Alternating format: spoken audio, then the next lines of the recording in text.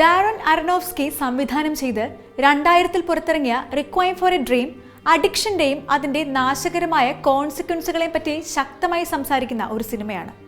1 2 3 4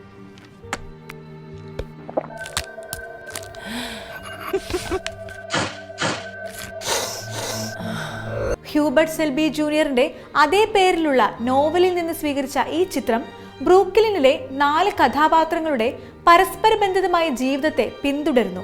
അവർ 4 പേരും ഒരു തരത്തിൽ അല്ലെങ്കിൽ മറ്റൊരു തരത്തിൽ ഡ്രഗ് അഡിക്ഷന്റെയും നിരാശയുടെയും ആഴങ്ങളിലേക്ക് നീങ്ങുന്നവരാണ്.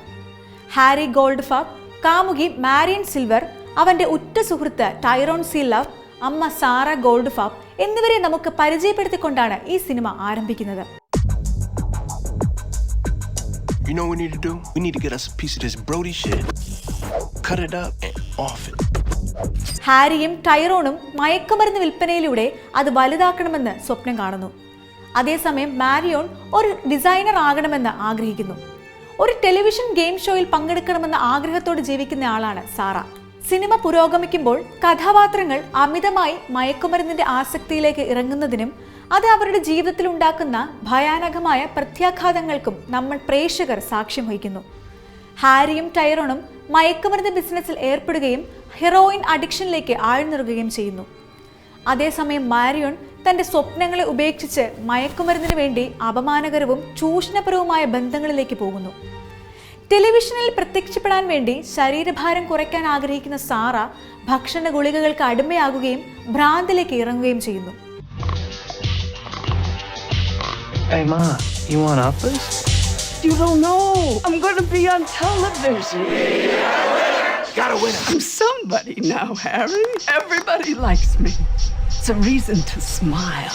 റിക്വയർ ഫോർ എ ഡ്രീമിന്റെ ഏറ്റവും മികച്ച വശങ്ങളിലൊന്ന് അതിന്റെ നറേറ്റീവ് സ്ട്രക്ചറാണ്. അറനോഫ്സ്കി 4 കഥാപാത്രങ്ങളുടെ കഥകൾ ഒരു നോൺ ലീനിയർ രീതിയിൽ നെയ്തെടുക്കുന്നു. റാപ്പിഡ് എഡിറ്റിംഗും മൊണ്ടാഷുകളും ഉപയോഗിച്ച് ഡിസോറിയന്റഡിന്റെയും അർജൻസിയുടെയും അന്തരീക്ഷം സൃഷ്ടിക്കുന്നു. ഈ നറേറ്റീവ് സ്ട്രക്ചർ പ്രേക്ഷകരെ എൻഗേജ് ചെയ്യിപ്പിക്കുക മാത്രമല്ല, കഥാപാത്രങ്ങളുടെ ഇന്നർ കോൺഫ്ലിക്റ്റുകളെ കുറിച്ച് ആഴത്തിലുള്ള തിരച്ചിൽ നടത്താനും അനുവദിക്കുന്നു.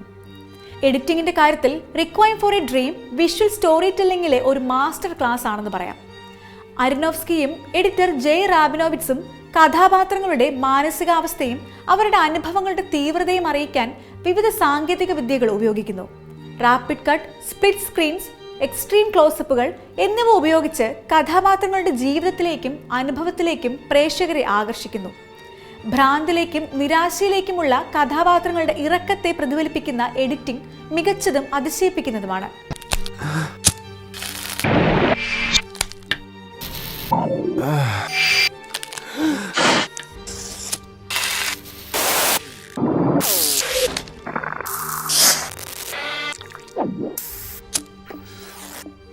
ക്ലിൻ മാൻസിൽ രചിച്ച് ക്രോണസ് ക്വാർട്ടഡ് അവതരിപ്പിക്കുന്ന ചിത്രത്തിന്റെ സൗണ്ട് ട്രാക്ക് അതിന്റെ സാങ്കേതിക വൈഭവത്തിന്റെ മറ്റൊരു വേറിട്ട വശമാണ്.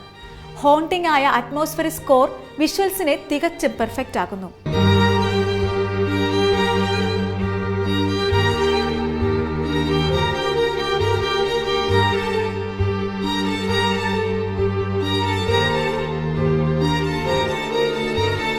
നറേറ്റീവ് സ്ട്രക്ചർ, എഡിറ്റിംഗ് പാറ്റേണുകൾ, സൗണ്ട് ട്രാക്ക് എന്നിവയ്ക്ക് പുറമെ റിക്വയർ ഫോർ എ ഡ്രീം അതിന്റെ സിനിമാറ്റോഗ്രാഫിക്കും വിഷ്വൽ ഇമേജറിയുടെ ഉപയോഗത്തിനും മികച്ചതാണ്. ഹാൻഡ് ഹെൽഡ് ഷോട്ടുകളും ഡച്ച് ആംഗിളുകളും ഉൾപ്പെടെ വിവിധതരം ക്യാമറ ടെക്നിക്കുകൾ അറനോഫ്സ്കി ഉപയോഗപ്പെടുത്തുന്നു. കോൾഡ് ബ്ലൂവും സ്റ്റാർക്ക് വൈറ്റും ആധിപത്യം പുലർത്തുന്ന ചിത്രത്തിന്റെ കളർ പാലറ്റ് അതിന്റെ ഇരുണ്ട അന്തരീക്ഷത്തെ കൂടുതൽ ശക്തിപ്പെടുത്തുന്നു. ഡാരൻ അറനോഫ്സ്കിയുടെ മികവുറ്റ സംവിധാനവും കഥപറച്ചിലിലെ പുതുമയുള്ള സമീപനവും പ്രദർശിപ്പിക്കുന്ന റിക്വയർ ഫോർ എ ഡ്രീം ചലച്ചിത്ര നിർമ്മാണത്തിന്റെ ഒരു വലിയ വിജയമാണ്.